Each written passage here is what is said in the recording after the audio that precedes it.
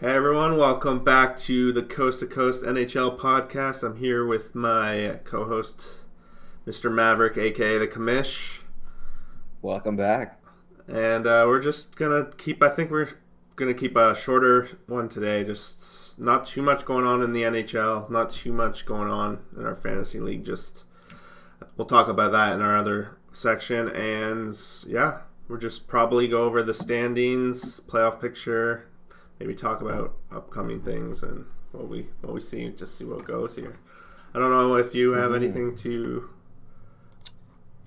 I think that the first topic that we have to really address is the coronavirus right now, Yeah. and the potential impact that it's going to have on not only the NHL but major sports in North America in the upcoming months if it continues to become a bigger epidemic than it. Well, I shouldn't say bigger epidemics because it's not quite that status, but Yeah, if it does become an epidemic, then yeah, the could impacts be that it's interesting going to to see have some on. emptying standings or yeah. Yeah, And the potential monetary impact it has on not only the owners but NHL players themselves and whatever, because they get a portion of all revenues, right? hmm If there's no revenues on beers and merchandise and it'd be stuff like interesting. that, I've never looked at a financial statement for any teams or have any idea of how much the I haven't actual either. money comes from. I think we talked about it in our group today. What comes from ads? What comes from TV and like Twitter and Mm-hmm. stuff, and what comes from actual in stands. It'd be interesting to know what the percentage is, but I'm sure having what is it, 18,000 in a lot of these places. I think that's the number. I think that's a Yeah, bit on the low end but like if or I like the think we're middle trying to low. do the math, and if you go to a game, well, I'd like to use the cheap seats because that's the most relatable for most people. Mm-hmm. At least the people I talk to, like so, like Yeah. when I go with my girlfriend or fiance or whatever, Uh, um, and the tickets are like 50 to 75 bucks, and then we also probably spend on average 50 bucks each on the thing, so it's like $250 a yeah. night. Yep. Times that by 18,000, and that's just, yeah, that's the impact. So I Yeah. guess, I mean, obviously, some of that has to go to paying your employees and stuff, which now you're saving because you're not paying employees, but it's a very much smaller number than the other side. that's true too as well. But there's not only the impact of that and the potential empty standings or potentially not even having playoff games or rescheduling them. Like, could be a scenario where they just say, we're not having the playoffs this year, boys. Yeah, Come back at it next September. yeah, That'd be terrible, but it's could be the not out of best the thing for some question. teams. Could be the best thing for No teams. It can't. humans It's above sports. humans above sports. Yeah. Eventually, Like, it might come to that, right? that's the thing is like we can take or have our takes at a sports angle, but really if anything does get imposed, it's going to be from a higher body than anything the NHL can say anything or Yep, that's shake a very stick true. at. Like Yep. it's going to be like, you're doing this, Sorry. figure out what your reaction is, and Yep. that's where you're going to have like the business interruption and whatnot. But the question with that is a lot of that has to do with the expected income that you're missing out based on the fact that you can't get that income. You technically can't make a number because you don't know what your ticket prices would be because those can fluctuate in this. I'm sure a beer in game 7 is not the same cost as a beer in game 2. I don't know. Maybe it Like I is. know at like like this is junior league, but WHL and OHL levels, it's the same. Yeah. I mean, it could be, If and I'm just using that as an I example, but yeah, I don't know. ticket prices definitely, but is it? Yeah, ticket prices, no question. But I've never Yeah. paid even looked at the price of a playoff game locally. I would go for free, but I don't think I'll ever pay to go to a playoff game. But maybe we'll get there one day. Maybe. But yeah, I mean, so there's that, and then there's also the thing. I know I've brought this up a couple times, but I don't know if you have heard it from any other angles but me yet about the whole hockey stick thing, the hockey stick shortage. No, you're the only one. But I've heard it here started to first. hear it on. I've actually started to hear it on TSN lately. They brought it up briefly this afternoon, I think it was in Leafs lunch, and they brought it up on, I want to say it was TSN the other day as well, like this week. And I think I brought it up 2 podcasts ago. Yeah, you brought it could even be longer than that. Yeah, so I mean, it's definitely a while ago. I know I mentioned it could become an issue in the coming weeks, and I didn't know when those weeks would expire, so to speak, or when that date would come to fruition.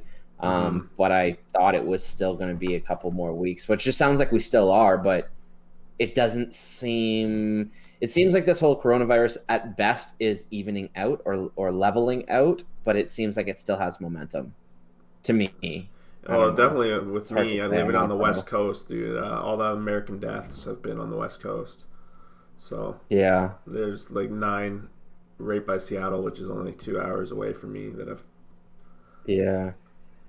I think it's 9 now, and 2, maybe 1 or 2. They're all in California.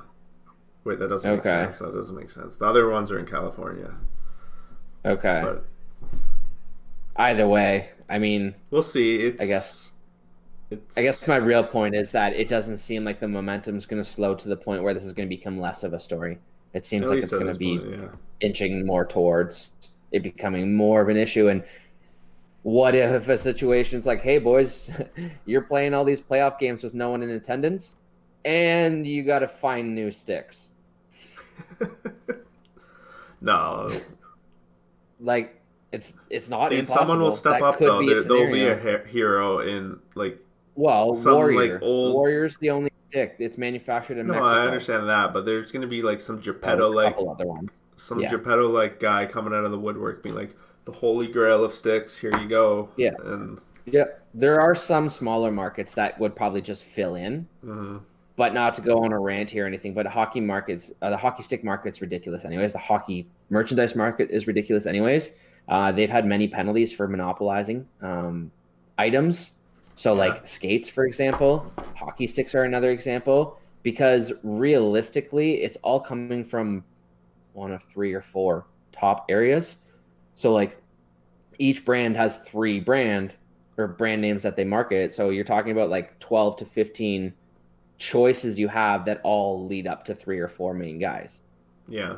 And they raise the prices of all of them to compete with all of them because they have that control. So that's why the prices are coming down, because they've been penalized multiple times for doing stuff like that. So this could potentially lead to a radical change in who provides, because a lot of these markets provide this technology for not only hockey but baseball and other sports, right? Maybe another company who specifies in hockey equipment comes in and takes part of the share. Maybe that's what the opportunity here really is. Yeah, it's possible. Maybe, but who knows, right? Right. Speaking of merchandise, though, I got to show you this Leon Draisaitl card that I picked up. It's a game-worn jersey in the blue. That's pretty here. Cool. Yeah. That's pretty cool. And it's like a little thick, too. That's pretty cool. Where'd you get that? Got it in an Upper Deck box of like 24 packs. You've been buying cards since we last talked? Yes. Yeah. Yes, it's my new addiction right now. So. Is it? A little bit. That's pretty cool. Yeah. I just bought 1 box, and I won 2 auctions so far. I'm like going after goalies. Okay, like goalie cards. Mostly, yeah. That's cool. So which far. ones which one do you have your eyes on? I just got a Connor Hellebuck rookie, and I got a Cal Peterson rookie. It's very off the track selections right there. Yeah, right. Hellebuck's winning a Vezina this year. Yeah, I think so. Think so. If Vasco, no, going to Vasky. Yeah, Basti's gonna win it. The way he's played, other than the last 4 games, the way he played over that 25-game stretch was stupid. Yeah, it was pretty great. The whole team played pretty great. 21-0-3, I think it was, in 24, 25 games. Yeah, it was ridiculous. Something around those. Do you want to talk about teams, or you want to jump into the standings and we can start? Yeah, we can do the breakdown of the standings as we normally do, but I want to touch on two real quick Yeah, things let's do before it. we head off there and then into the Canadian teams and whatnot. First is, did you see the Boychuk incident? No, but I heard all about it. Oh, that's so scary. That's the Well, like stuff I that saw really like is on terrifying. I saw it on Twitter. Like I guess I did see it. Yeah. And like, I'm not gonna lie, my first comment I wanted to make was, well, that's why I believe all defensemen should wear visors. I didn't realize Boychuk had switched to a visor. Yeah, he was wearing a visor for sure. Yeah, I don't believe he did back when he was in Boston, but then he switched to a visor, I believe, a year or two after he went to the island. Why did something I happen in believe. I could be Boston with wrong. him? I don't know, but Oh, I okay. something tells me there was a situation where I remember him or there being talk about him switching from a non-visor to a visor. Because I believe he's one of those guys who's like a safety guy. He likes to be physical and stuff, but I believe It's he's one pro of the safe. guys who Yeah, wears he's like like some of the promotes it like amongst. guards and stuff Yeah, like that. Yeah, exactly. So like for that to happen to a guy like that, it's just terrifying. And it was funny because I was talking to a buddy at work, and like I wouldn't say that his hockey knowledge is the best, but it was hilarious because I had got an alert on my phone saying that he got 90 stitches. yep, And I was like, that's crazy. Like, how does one get 90 stitches on one face? yep. And then he's like, LOL, Boreas Salming. I was like, oh, good call. How many stitches do you think Boreas Salming had on his face? I think that was. I don't know. I think they were talking about it on the radio on the way home. They said it. I don't remember what they said. It was over 120. Yeah. Okay. And he has that wicked scar all the way down his face. And they said on the radio with Boychuk, it cut his eyelid open, Uh huh. but it didn't touch the eye. Can you So imagine? just think of how Close close that that is? was. Like he was a fraction of a millimeter to slicing his eyeball open and probably never playing again. Never living a normal life again. Above never playing again. Yeah, Like, that's a little crazy. I heard them describe like I don't expect to see a scar like you kind of described because on the radio yeah, they were talking about how they're like micro stitches and they kind of just put them on top of each other. So yeah, it might not be very big because Ray Ferraro was talking on our station on the drive home from work, and he was talking yeah, about the same kind of thing happening to Scott Stevens. yeah. I And heard that. okay, and then Yeah, go ahead. he There you had a go. bunch of micro stitches. I forget the number, but it was like over 20. Yeah, And he said it's a you lot. can't even see the scar anymore. Yeah. So like it, And like it depends because if it's up underneath the eyebrow, like you could just end up having the hair cover it. Like you never know, right? Or if it's you don't know if it's this way or if it's this way or whatever way it is, right? I have to ask like because I've been out of hockey for a long time, but it feels like this year more than any year. Maybe it's just because of these two major incidents that just happened so close together. But it seems like there's been more injuries than at least more There severe have injuries been, on the ice. and there was talk on the radio today on Overdrive about do we or how long will it be until we get full cages? Hmm. I don't think that will.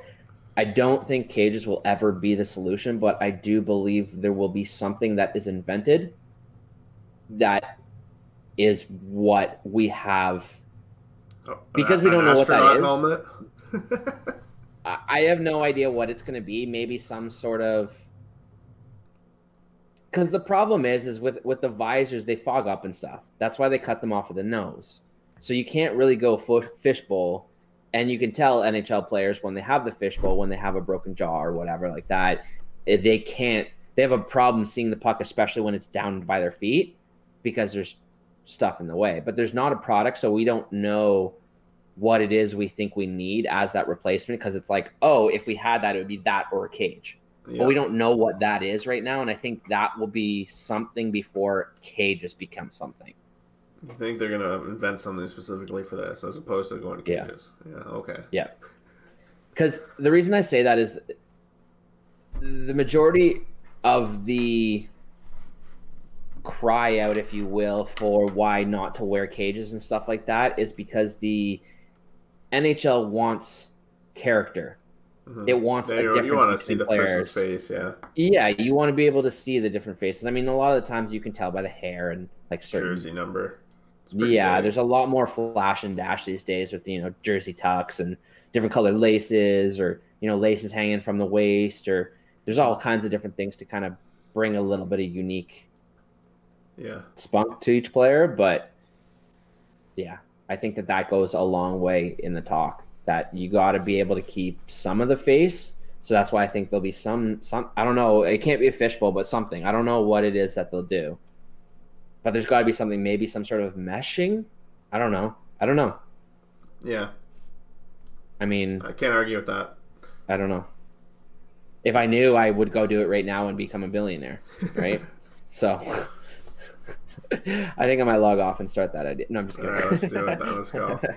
We don't need to go over the standings, then we'll skip right over that. Yeah, no. The other thing I wanted to touch on quickly too is the rumor that the cap might increase up to $6 million. Good you hit both the things I should be sad. They're up here. Yeah, of course, ahead. Right? Yeah. But with the $6 million, that's a lot. That's a big increase. They said $2 million on the drive home today, so I don't know. Well, they said it could be up to $6 million. Okay, so I guess they're just conservatively saying two. I will say I don't know if that's including the escalator or not. If that is, then that's a full lie that I just said. But I don't. I just don't know. Including the what? Sorry, the escalator. The escalator clause. I don't know all the details about it, but basically it is. I lost my train of thought. Oh, the escalator clause with the cap. I forgot what I was going to say. Escalator clause. Totally. That's all good. Anyway, you think that's going to impact a bunch of teams? I'm sure. Yeah, I know. The teams that have giant cap aren't going to feel it. Yeah, the teams right up against Cal, and we're both living in cities where that is the case. Yeah, the escalator clause, is basically just if teams, if both sides of the parties of the cap want to enter into the agreement, let's call it, it allows the cap to go up, but it takes money out of certain people's pockets. So it's not something that they've ever done before. There have been threats of it, and it's been one of those things where it's like, you do this, we will lock out, or you don't do this, we won't lock out kind of stuff. So it's been a bit of a chess match between, do the players want to do it to allow more cap so that they can get paid, or do they not want to do it and have less money to go get, but have less money taken out of their pocket? So it just depends on how they want it. The players have never kicked it in or started it, which seems weird. Why would they not want more money in their system? Because the owners have threatened if they do that, then they're going to lock out and ask for more at the table later on down the road. You get this now, fine. We're going to have our ask 3 years down the road at the table. If you don't come to our agreement, then we'll lock out. Save us some money right now because we're all struggling. Okay. Exactly. Yeah. Instead of getting rich and greedy and a bunch of people capitalizing in one summer, just keep it steady. Let everybody have their real share of the slowly growing pie.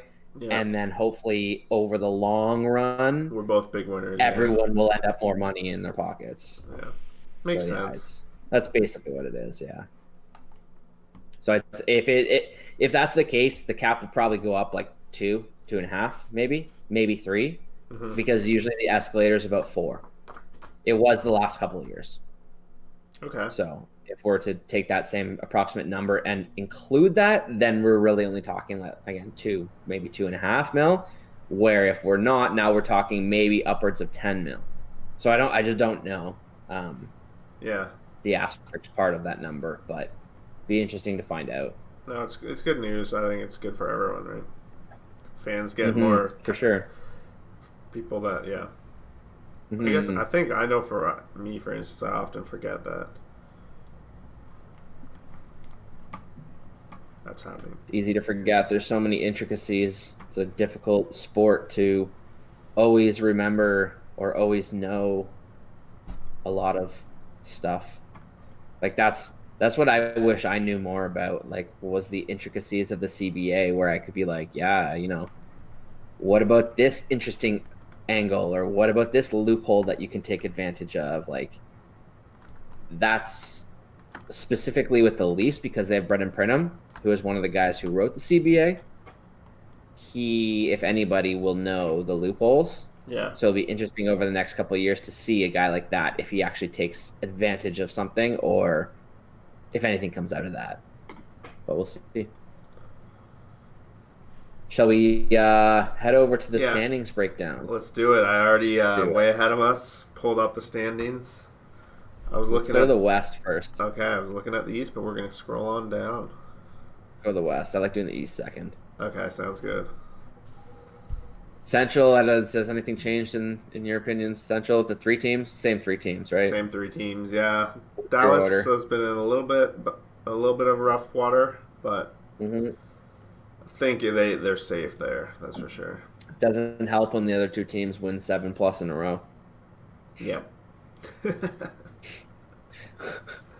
That's for sure. That's for So sure. what's your three then? What's your order? I'm still going to stick with Colorado for number 1, St. Louis number 2, Dallas 3. Fair enough. I don't know the schedules to really make a good educated call on the points, like the actual points that are left on the I don't table. know the schedules between them very well. Yeah, once it gets down to like 10, I might actually look to get a little bit more educated on that part of the prediction. Yeah. But just based on everything else that's going on and the other stuff that I take in, I got to go with St. Louis. St. Louis went through a little bit of a tough spout there. They're getting Tarasenko back shortly, so that's going to be huge for them. I still think that they got the. That's a good I call still on don't believe in Tarasenko. Colorado's goaltender. I just don't. Okay. Until he proves me wrong and goes. I believe in him. two I have rounds, to believe in him. So that's. I don't. I don't know. I have to. You're that guy though. You get the Kempers and the freaking Francouz of the world. Yeah, and they do well. All right. But yeah, Tarasenko's coming back, so I think St. Louis is going to go on a bit of a heater down the stretch here and be the team to beat in the West. Continue the heater, really. Yeah, I think they're the clear-cut favorite in the West to get out of the West. To win the Western? Yeah, I think I'm going to have to disagree on that one. Really? Yeah. I don't think it's clear. I think Vegas is very much in that conversation now that they have Leonard. If they You know what? That's fair. Yeah. That's fair. But Stone got hurt. I don't think very badly. He should be back for playoffs, which makes him better. But yeah. Vegas is... Yeah, no, that's fair. Yeah. That's fair. But yeah, let's go to the Pacific then, where I have Vegas number 1. I just think they're deep. Well, Edmonton. They made some amazing ads at the trade deadline. Edmonton, Mm-hmm. they are also on a strong run, and I do have them finishing second in the division. However, I don't think they can keep pace with Vegas. They have a game in hand and 2 points back, but Schedule again. it does come down to that. And I know for a fact that there's a ton of division games in the Pacific amongst each other, and I'm gonna assume it's like that in most divisions. Just They feel usually like do down the NFL stretch. would I called them the NFL. The NHL is smart enough to do that. So Yeah. just knowing the Pacific is against each other a ton, I assume the rest are going to be kind of somewhat like that. So who's your three in the Pacific? So I got Vegas, Edmonton, and this is where we get to this strange team that always does the opposite of what I say. I think last week I was still calling them out, so they obviously started going on a win streak of some sort. The other two teams have struggled. I don't know. Here, I'm going to go, let's see, 72 points. I'm going to say Arizona takes that third spot. Really? Yep. Wow. I was not expecting that. Wow, really? It starts tonight against the Canucks. They're playing the Canucks tonight. It starts tonight. The Canucks, I just get this sense of defeat around the team and not very optimistic. Why? Because Markstrom? It's not just Markstrom for the Canucks. It's Markstrom. It's Besser. It's Hughes tonight. He's a game time decision right now. Him and Myers. Like, their defense is weak. Demko's been struggling. And the more he struggles, the worse it's going to get for him. He's just not... He hasn't given me anything to believe that he can carry the load necessary. Yeah. The thing that had me hesitant on Arizona was that they are 2 games behind on the Canucks, and they have the same amount on Calgary and are 3 points back. So this is a long shot, but I just don't believe in those other two teams as much. I just don't. I can't. When I Maybe I'm a guy look with a at dream. the teams on paper out of Calgary, Vancouver, Winnipeg, even if you want to include Minnesota, Nashville, and Arizona, Yep. if I had to put my life savings on one team right now, just based on the team on paper, I have to go Calgary. I have to. I think that they're clearly better than the rest on paper. I think there's a problem in there of some sort. I think there's some sort of issue with that team, which is what explains the inconsistency. It explains Gujo sucking for the first 2/3 of the season. They're very one-dimensional. They're also getting older on their back end. I just don't believe in their still gotta goalies, go man. Calgary. I am not on board with their goalies. I just think that based on their goalies, they're not spectacular, but they shouldn't be weak. They should be okay. Okay. Consistently okay or better. I just think every team below them has a better goalie.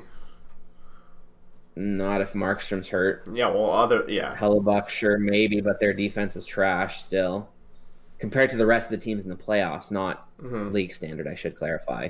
I don't know. If it's me, I got to go. I agree the Vegas Edmonton, but I got to pick Calgary as 3. Plus, very much like I've said, in the past, about how I really want to see Philly Pittsburgh.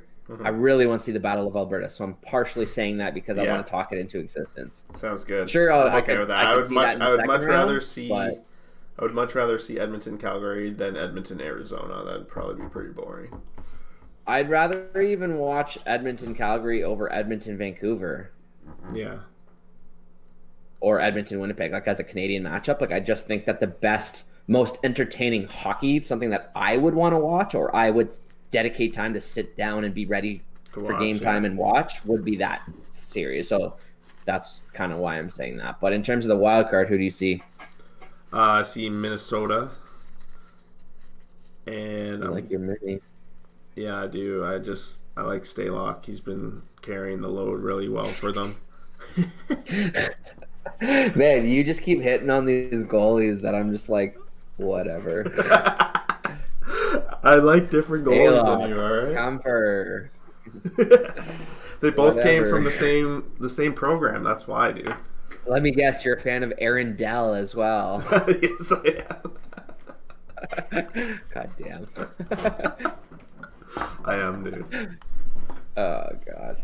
The up-and-comers. These are the next wave. I think it's the time in the NHL for goalies. The old ones, get out of here. Fleury, sorry, I love you so much, but it might be time to hang up the pads. It's a new era for goalies. Yeah. Francouz coming up in there. Francouz. Yeah, but see, here's the thing is that you might be accurate with that statement, but it could be one of those times. We had that a few years ago, and then within 3 or 4 years, pretty much all of them were out of the league. Yeah.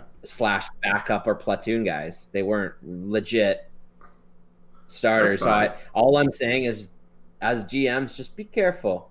No, of be course. Careful who you commit to being in bed with, because I think you got to do that with goalies in general.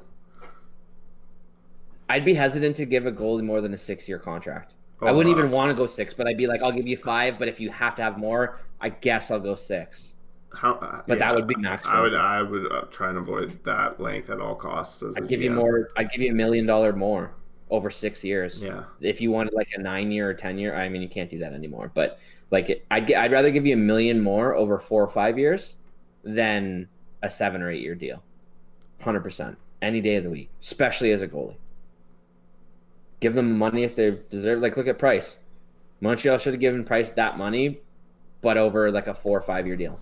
I'm totally with you. Because then it's like, well, he's got 2 more years. And you could move that contract. Yeah. If we look at the bottom 4 in the West, how would you if you're doing a power rankings of who would win a consolation tournament? How would you do that? Like the worst of the West? But like who's the best of the worst? Of these four teams, like if they had if they had their own playoff, who would win? Are you talking about like the California teams in Chicago, or are you talking Yes. about like Vancouver, Winnipeg, No, no, Minnesota, no, Nashville? no. The Cali California, teams in yeah, Chicago. yeah, the teams that we Chicago's haven't clearly touched the on. best. Yeah, Yeah, Chicago's clearly the best. San Jose is the second best. Well, when healthy, they are missing a lot of people. So when healthy, if they played right now. then it depends because I think hot cold Anaheim's a better team, but I think just as a big consistent play you hard and break you down team, LA. So, but if they had to go through each other in the current setup, I'd pick Chicago over LA, and I'd pick San Jose over Anaheim, and then I'd probably pick San Jose over Chicago. If healthy. Yeah. If healthy. All right, cool. But they're not. So, but yeah. And in terms of the wild card, for me, I have no idea. It's a roll of the dice. I'd really like to see Vancouver, Winnipeg in there just because they're Canadian. Yeah. I mean, if nothing else, it would be nice to see 4 Canadian teams in the West. Why not? But I honestly don't know. And not that I should say I don't care, but like, it doesn't matter what I have to say because it's going to be a roll of the dice anyways. Yeah, it's definitely a crapshoot and it at depends this point on the down schedule. there. So, all right. We'll see. Let's head to the East. Eastern Conference. So, what do you got in the Metro? So, Philadelphia first. I think I started calling that last week or something. You did? Yeah. Then the Capitals, and then the Penguins. Penguins really sputtered, eh? They had a very, very rough road trip. Yeah. They got shut out by the Ducks or the Sharks or one of them, maybe both of them. I think they by the Ducks, but Sharks crushed them. I think 5-2. Yeah, and I'm pretty sure they lost to LA too the night before that. Yeah. So it was a long, rough road trip. They came home and they spanked the Senators. So nothing cures the home, right? So yeah, I don't know. I don't expect. I still think it's going to be Washington, Pittsburgh, Philly. I'm still trying to speak that. I don't care the seeding on Philly, Pittsburgh. I just want to see the series. Yeah, if they're in the third period right now, but if this result holds, Philadelphia will be 1 point behind Washington. Who are they playing? They're playing each other right now, and Philadelphia is winning. So, what's the score? 3-2. It's close. Cool. So I don't know. I think Pittsburgh's going to keep it interesting too, though. Like they're definitely not out. Yeah. I think those will be the 3 teams, though. It just depends on the order. I think that Islanders have officially slid out of that into the wild card conversation. Agreed. As we enjoy to talk about, as we've been calling since day one of this. Yeah. But Atlantic, what do you got in the Atlantic? So I'm finally surrendering. I'm no longer saying Tampa Bay. Yeah, you're gonna catch them. It's. Yeah. I think it's over. Boston. Yeah, I think so too. It's gonna be Boston, Tampa Bay, Toronto. Yeah, I agree. It's pretty funny. It's the same as last year's in the fact. Well, I guess no, it's not. Never mind. They're not. No, Tampa and Boston swapped, but yeah, it's just the same in the fact that it's kind of the first division that's locked and loaded. I think. Yeah, it's funny though because as I've always said, there's certain teams I love, there's certain teams I hate, and then there's a bunch of teams that kind of just sit in the middle. All the teams currently in the playoffs in the Metro and the Atlantic, I enjoy to watch. I don't want to see them beat Toronto, but I'll watch them play. That's Washington, Philly, Pittsburgh, Boston, Tampa. I'll watch them all play whoever they're playing. That's a good point. Those are all good teams to watch.